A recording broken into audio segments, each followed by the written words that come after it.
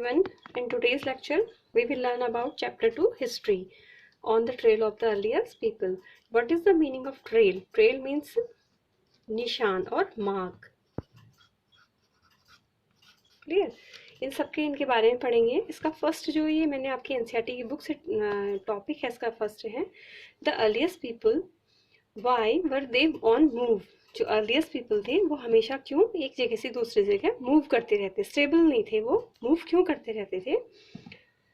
ये है कि the people who lived in the subcontinent as 2 million years of ago we describe them hunter gatherer.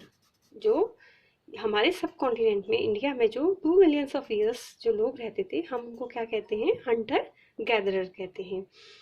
कह रहे as name comes from the way in which they got their food. ये हम उनको Hunter gatherer क्यों कहते हैं?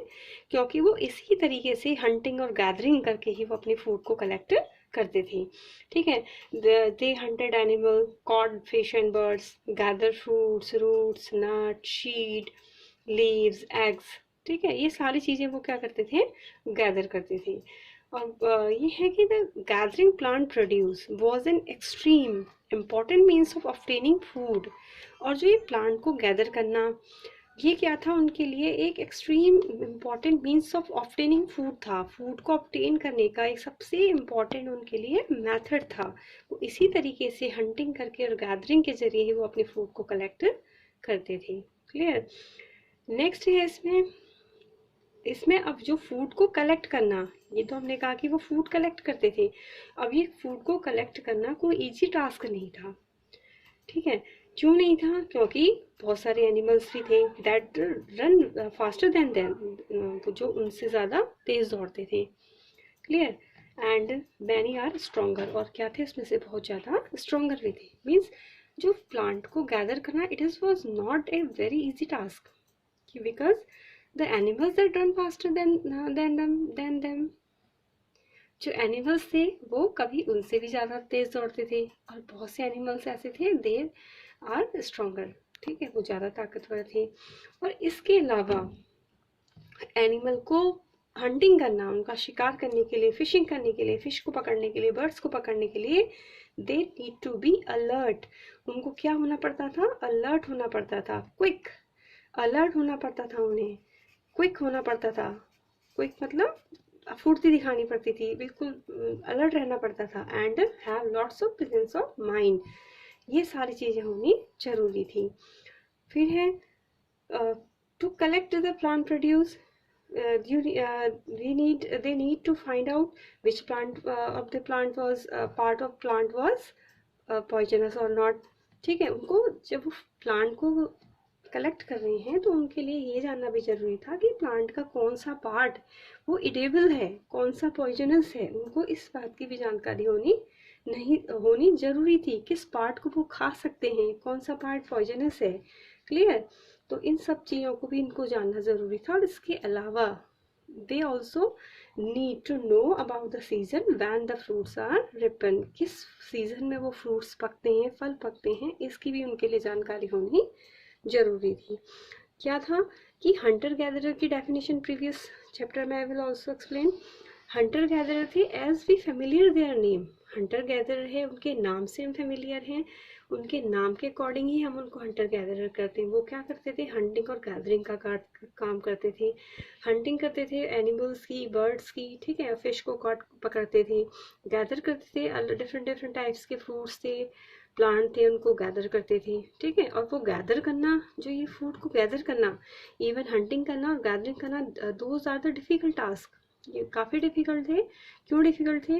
Because animal run faster. कुछ ऐसे एनिमल थे जो उनसे भी तेज दौड़ते थे, और बहुत सारे दे आर द स्ट्रॉन्गर. बहुत सारे क्या थे? ताकतवर थे. और इन सब कामों के लिए they had to be alert. उनको अलर्ट रहना पड़ता था, क्विक होना पड़ता था, और उनके लिए प्रेजेंस ऑफ माइंड का होना भी जरूरी था.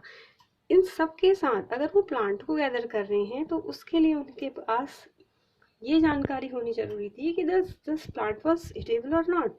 ठीक है. या उसको खा सकते नहीं खा सकते, इट वुड बी पॉइजनस, वो पॉइजनस भी हो सकता था. क्लियर? और इसके साथ साथ they also have the knowledge in which season the fruits are ripen. किस सीजन में फ्रूट्स पकते हैं, इन सब की जानकारी होनी भी उनके लिए जरूरी थी.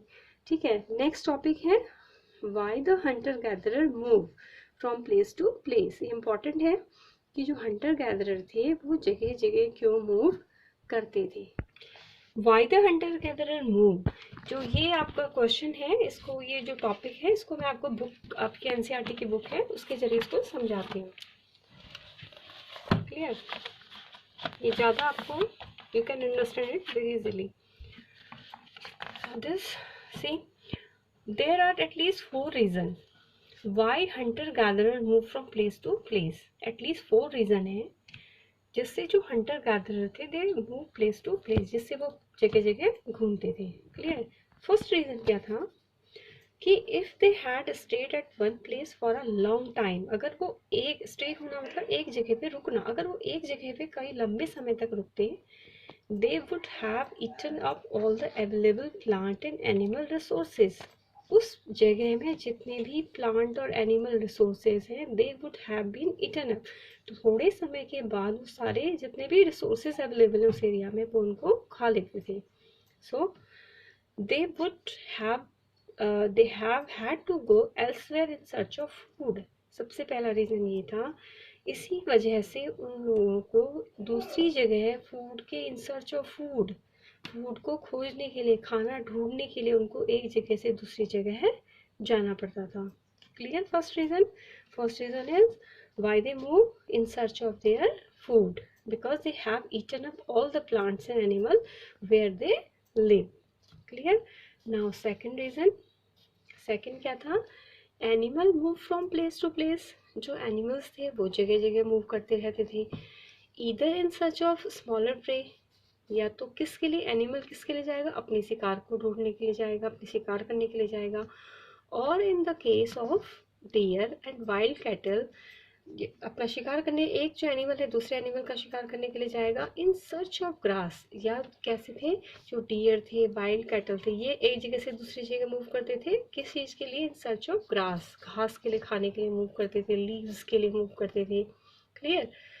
सो that is why those who hunted them. अब इन एनिमल्स का जो लोग शिकार करते हैं, इन डियर्स का या कैटल्स का जो लोग शिकार करते थे, who hunted them had to follow their movement। उन लोगों को उनका मूवमेंट फॉलो करना पड़ता था। Clear? Second reason is second reason क्या है कि जो एनिमल थे वो प्लेस टू प्लेस मूव करते थे for their prey and for the grasses, leaves etcetera, और that's why those people who hunt them they had to follow their movement. Clear? Third है आपका plant and trees bear fruits in different season. जो fruits थे, trees थे, plants थे, वो अलग अलग सीजन में उनमें फ्रूट निकलते थे। So people may have moved from season to season, इसलिए लोगों को सीजन टू सीजन मूव करना पड़ता था इन search of different kind of plants. क्यों? अलग अलग तरीके के प्लांट्स को खाने के लिए। जैसे फ्रूट्स हैं वो हर एक सीज़न में, तो हर सीजन होते हैं, अलग अलग सीज़न में बेयर करते हैं फ्रूट्स, तो अलग अलग सीज़न के अकॉर्डिंग उन लोगों को मूव करना पड़ता था। क्या था? थर्ड था the earliest people move one place to another place in search of different kind of plants in season to season. Fourth है people, plant and animal need water. लोगों को, प्लांट्स को, एनिमल्स को, सभी को किसकी? वाटर की ज़रूरत थी। किसके लिए? सरवाइव करने के लिए। ठीक है? और water is found in lakes, और पानी कहाँ मिलता था? लेक्स में, स्ट्रीम में एंड रिवर्स में मिलता था। वाइल कह रहे कि many rivers and lakes are perennial. Perennial का मतलब क्या होता है? जो कंटिन्यूस फ्लो करती रहती हैं, लगातार बहती रहती हैं। कह रहे बहुत कई सारी रिवर ऐसी थी, लेक्स ऐसे थे जो पेरेनियल थे, यानी कि with water through out the year, उसमें पूरे साल भर पानी रहता था। अदर्स आर सीजनल, जबकि कुछ रिवर्स ऐसी थी सीजनल थी। ठीक? तो जो people living on their bank, किनके? जो सीजनल रिवर थी, अगर उनके किनारे जो रहने वाले लोग थे would have had to go in search of water, उन लोगों को पानी की खोज में जाना पड़ता था ड्यूरिंग द ड्राई सीजन। ठीक? क्लियर? जब सूखा पड़ गया, क्योंकि I am talking about the seasonal.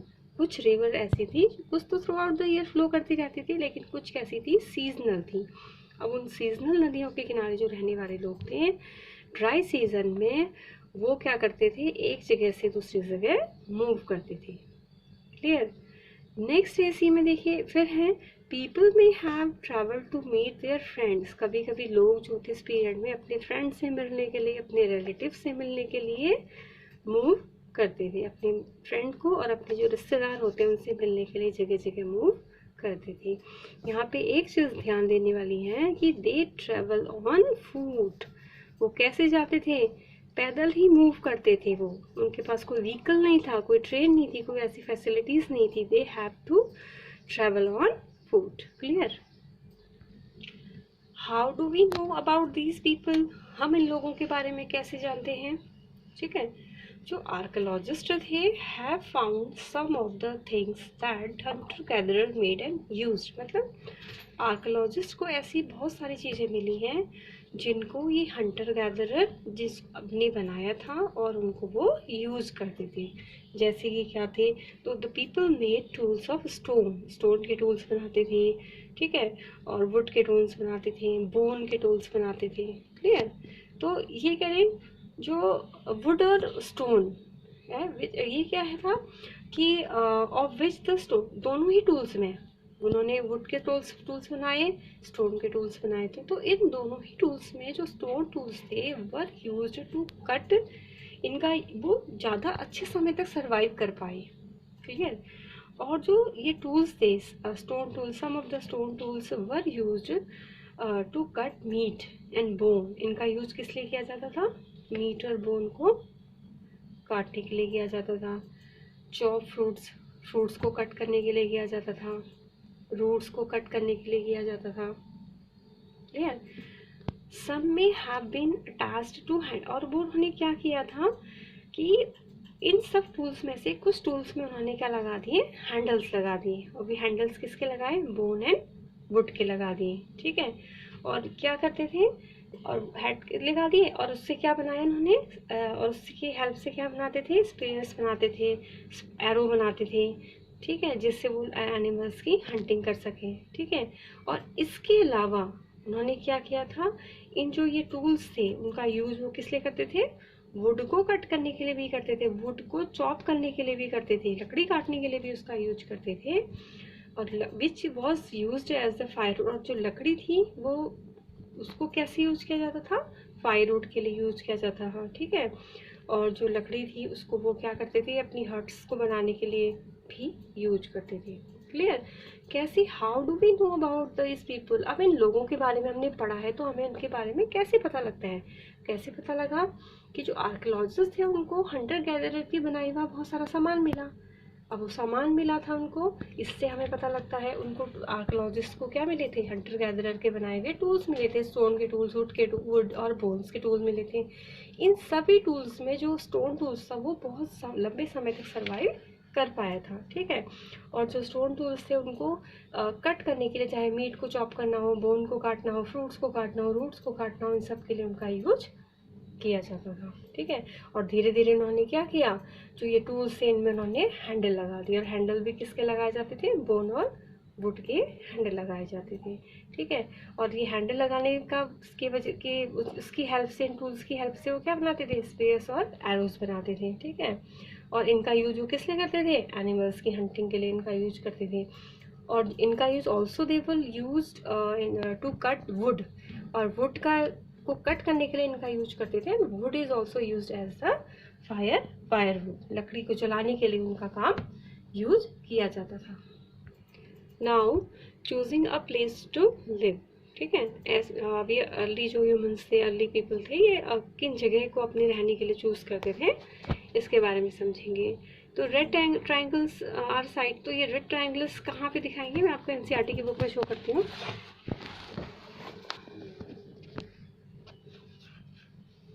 ठीक है। इस जो रेड ट्राइंगल्स हैं, ठीक है, all the places marked with the red triangle, this one, this one, this. ठीक है, ये रेड ट्राइंगल से मार्क्ड प्लेसेस हैं। ये वो जगह थी कि दीज आर द साइट्स, ठीक है, from which the archaeologist have found evidence of Hunter gatherer. Means ये कुछ एरियाज थी जहाँ से आर्कोलॉजिस्ट को हंटर गैदरर के होने के एविडेंस मिले थे। इट मीन्स कि वो इन जगह में रहते थे। इसके अलावा और भी साइट्स थी, ठीक है।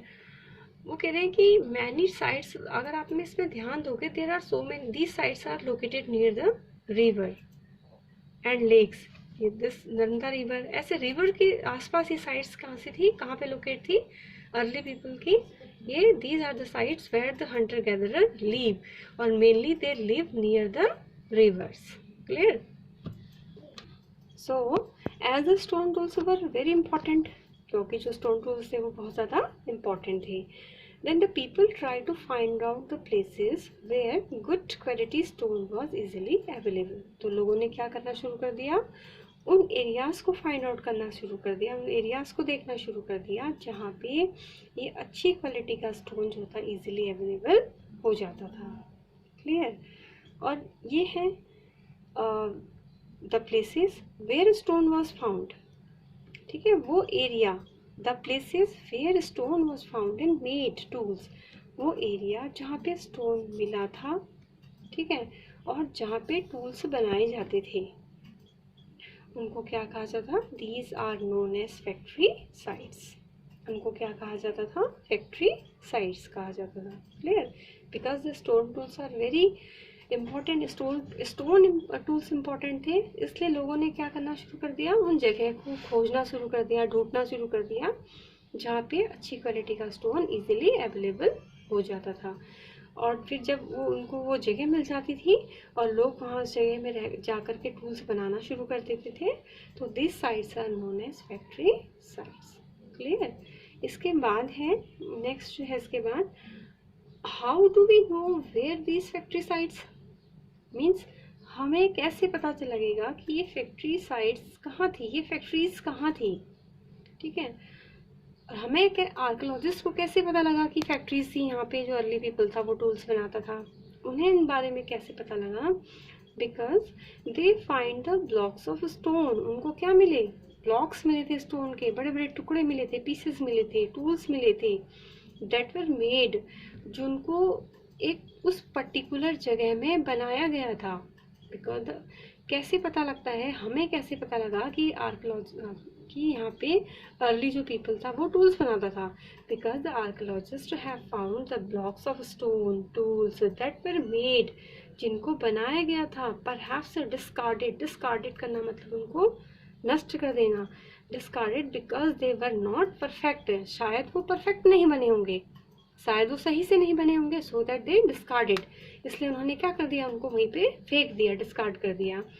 क्या? And chips of waste stone, और क्या मिले उनको, इसके अलावा क्या मिले थे वहाँ पे? स्टोन के चिप्स, चिप्स मतलब जो टुकड़े, फ्लेक्स होते हैं, टुकड़े होते हैं, पीसेस होते हैं, वो भी मिले थे उनको वहाँ पे।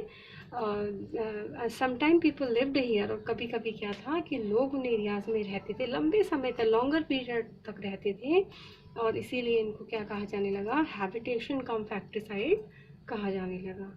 दो इसमें आपकी डेफिनेशन भी निकल के आएंगी, मैं इनको आपको लिखवा दूंगी।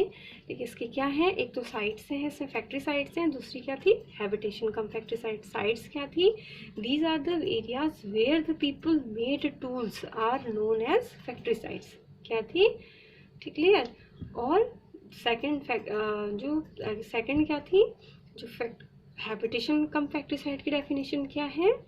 समटाइम इन दो sites people lived for a longer period of time. लोग क्या थे, जहाँ पे टूल्स बना रहे हैं वहाँ पे लंबे समय तक रहने लग जाते थे, और उनको क्या कहा जाता था? हैबिटेशन कम फैक्ट्री साइट्स कहा जाता था। नाउ अभी तक आपने फैक्ट्री साइट्स पढ़ी थी, हैबिटेशन कम फैक्ट्री साइट्स को मैंने डिफाइन कर लिया था। अब है साइट्स। साइट्स क्या होती हैं? Sites are the places where the remains of the things, जैसे कि टूल्स था, पॉट्स थे, बिल्डिंग एक्सेट्रा वर फाउंड। क्या होती हैं ये जगह? साइट्स क्या होती हैं? साइट्स वो जगह होती हैं जहाँ पे हमें जैसे कि टूल्स के रिमेन्स मतलब अवशेष, जहाँ पे टूल्स के रिमेन्स मिले, पॉट्स के, बिल्डिंग के रिमेन्स मिल रहे, वो दीज आर कॉल्ड साइट्स। ठीक है।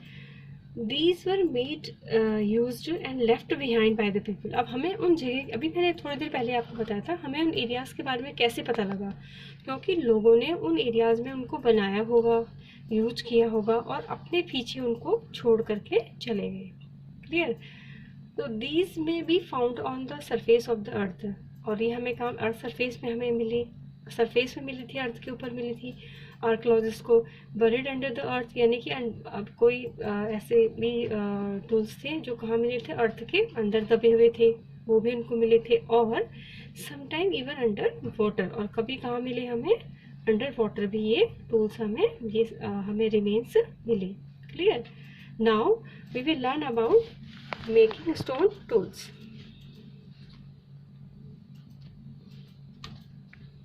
Making stone tools. अब स्टोन टूल्स बनाना कैसे बनाते थे स्टोन टूल्स? हमने पढ़ा कि अर्ली पीपल था स्टोन टूल्स बनाता था। ठीक है, कैसे बनाता था स्टोन टूल्स? दो टेक्निक थी उसको स्टोन टूल्स बनाने की। एक तो टेक्निक थी स्टोन ऑन स्टोन, ठीक है, और दूसरी टेक्निक थी प्रेशर फ्लेकिंग टेक्निक थी।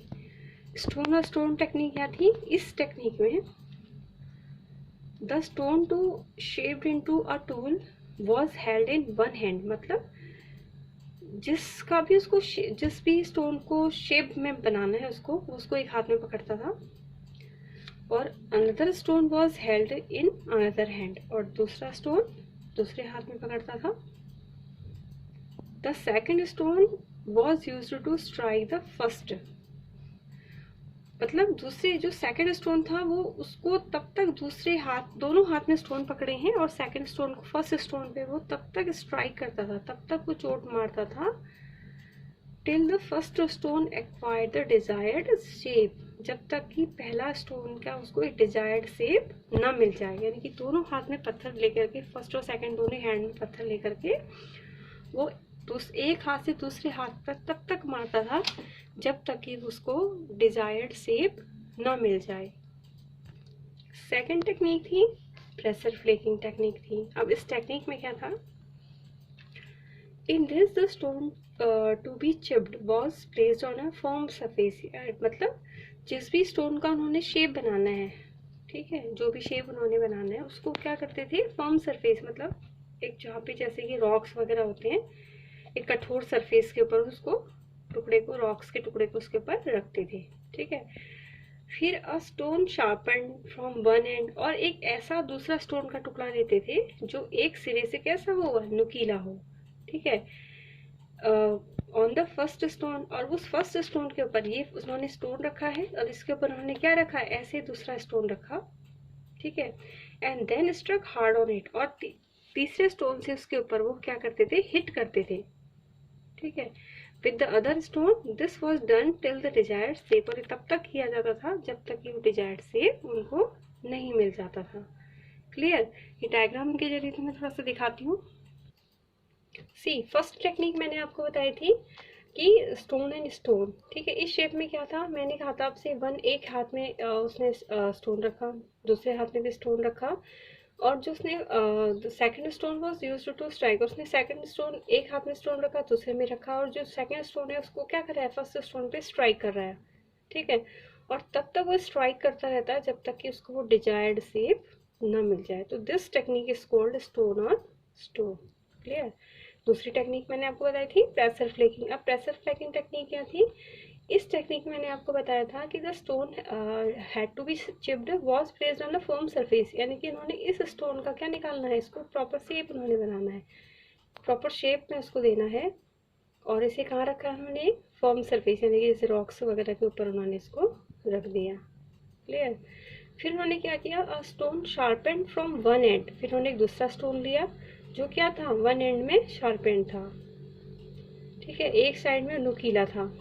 ठीक है, and then struck hard on it with the other stone, और उसके ऊपर उन्होंने, ये एक हैमर की तरह काम करता था, उसके ऊपर उन्होंने दूसरे स्टोन से उन्होंने स्ट्राइक करते थे। वो जैसे हैमर होता है, हैमर में हम से स्ट्राइक करते हैं, तो वो वैसे ही स्ट्राइक करते थे, और तब तक स्ट्राइक करते थे जब तक कि उनको इस स्टोन का जो भी शेप बनाना है उसके चिप्स निकालते थे, पीसेस टुकड़े निकालते थे, जब तक कि वो प्रॉपर शेप में ना आ जाए। ठीक है, ये दो ऐसी टेक्निक थी जिसको अर्ली पीपल यूज करते थे, क्या बनाने के लिए, स्टोन टूल्स बनाने के लिए। क्लियर।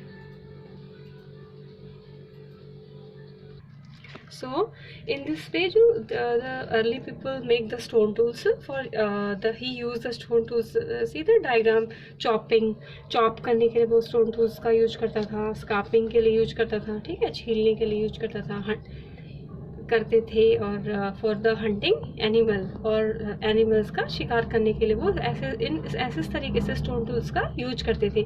स्टोन टूल्स से उन्होंने इनमें हैंडल लगा दिए थे, मैंने भी पहले भी आपको समझाया था, हैंडल लगाए थे वुड के, बोन्स के, ठीक है, हैंडल लगा देते थे, और इन सब चीज़ों के लिए वो उसका यूज करते थे। Clear.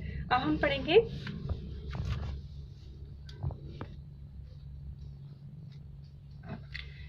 Finding out about fire. ठीक है, जो अर्ली पीपल थे वो फायर का भी यूज करने लगा था, तो उसके बारे में समझेंगे। One of the greatest discovery made by the early human was fire. एक सबसे जो ग्रेटेस्ट डिस्कवरी थी अर्ली ह्यूमन की, वो क्या थी, उसने फायर को डिस्कवर कर दिया था। ठीक है, तो ये भी है कि it would be happen, maybe how it would be happen, no one know it. Perhaps the two flint were rubbed together, शायद दो फ्लंट थे वो आपस में रब कर गए होंगे, और जिसकी वजह से accidentally spark fell on the some dry leaves. ठीक है, दो पत्थर के रगड़ने से शायद एक्सीडेंटली कहीं पे दो पत्थर रगड़े होंगे, स्पार्क निकली होगी, और वो स्पार्क्स कहाँ पे गिर गई होगी, कुछ ड्राई लीव्स में गिर गई होगी, और वो ड्राई लीव्स जल गई होंगी। मे बी तब उसने आग जलाना सीख लिया। ठीक है, और वो ये भी है साथ में, और वो क्या करते थे, जो over the period of time जो अर्ली पीपल था लर्न यूज फायर। ठीक है, उसने धीरे धीरे फायर को यूज करना सीख लिया। ठीक है, और वो क्या करता था, जो फायर थी उसको क्या प्रोवाइड करवाती थी, it provide light and kept them warm. ठीक है, उनको वो लाइट प्रोवाइड करवाती थी, अर्ली पीपल को वार्म गर्म रखती थी, और साथ में ये भी है कि वो जो फायर थी दे उसको क्या करते थे, early human kept fire burning at the entrance of their caves. ठीक है, मतलब आग जला करके वो अपनी केव्स के आगे रखते थे early peoples. Why, to scare away wild animal, जिससे कि जंगली जानवरों को भगाया जा सके। ठीक है, और किसके लिए करते थे, the early people would also use the fire to cook food. अपने धीरे धीरे उन्होंने क्या करा, अपने फूड को कुक करना भी सीख लिया। इस तरीके से उन्होंने फायर का यूज करना सीख लिया। फायर का यूज कैसे करते थे, पहले तो वो क्या करते थे, they will use the fire because it provide them light and kept them warm. ठीक है, वो उनको लाइट प्रोवाइड करवाती थी, उनको वार्म रखती थी, so that they use the fire. Second, they use the fire at the entrance, they use the fire burning at the entrance of their caves, so that to scare away the wild animals. Clear. And they also found that the fire could be used to cook food.